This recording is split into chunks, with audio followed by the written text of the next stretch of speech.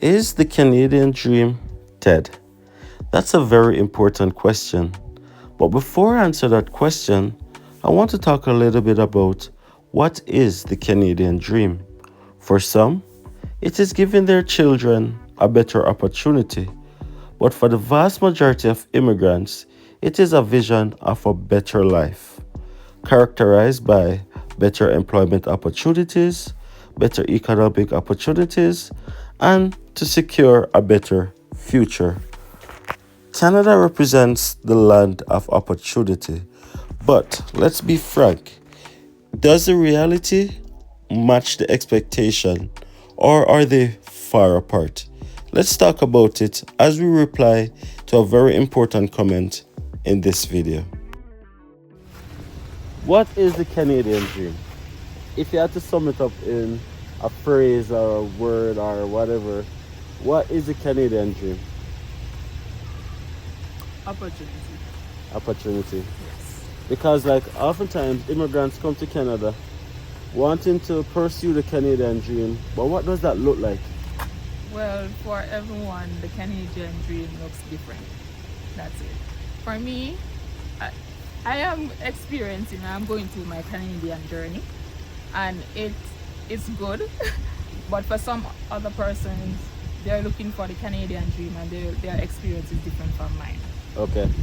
So the reason why we're talking about the Canadian dream, guys, is because we're replying to a comment. I'll put it on the screen right here. This person has been in Canada for 12 years, and they mentioned that the grass is not green, the grass is brown. And there's no such thing as a Canadian dream. So let's talk about it a little bit. But first, if you guys are new here, welcome to the Andersons family. Please hit that subscribe button, like, share, comment. You guys know what to do. Now, as Nats mentioned, the Canadian dream is not a tangible thing. It's not. It's a moving variable for everyone. But is it still worth coming to Canada in pursuit of whatever version of the Canadian dream? Well, the version or whatever you're pursuing is up to you. For us, or for me, I knew what I wanted, and I went after it. And I'm currently reaping my reward, right? But some persons, they did the same, but it's not working out. So it depends. It depends. I don't know. Depends. If you are watching this right now, the only thing I can say to you is, guys, everybody's journey is different. Everybody have a different story. Everybody have a different journey. Has a different story. Just like your own immigration journey is different, your Canadian story is gonna be different as well. And some persons might be here and they're struggling, and you might come and don't struggle because of the opportunities that you face or that was presented to you. So what I don't want you to do is to use one person example to make it your one person example of what life in Canada is to be your reality. But the truth of the matter is, a lot of persons expect more than what Canada can offer. Do you think that's a fair statement? If it's more than what Canada can offer, leave. No, in the Don't sense that come. I in don't the know. sense that some person have unrealistic expectation of what Canada is gonna offer them. Like for example, just off the top of my head, some person might come and think that as soon as them come off the plane, everything is just gonna work out for them. Job that they want. They're Exactly. gonna get the house that they want. No. You have to work really hard, because you have Canadians who are born here who are going through the struggles and working at them really hard as well and can't achieve those things. So when you're coming here, it's the same mindset. You're supposed to be working really hard because nothing is going to be handed to you. Yeah. Yeah. And Right? some persons come with that mentality that things is gonna be easier. No, it's not going to be easy. I think that's where this the disparity comes in. Nothing is going to be easy. It's not gonna be easier. It's gonna be harder as a matter of fact. Because you're starting from zero.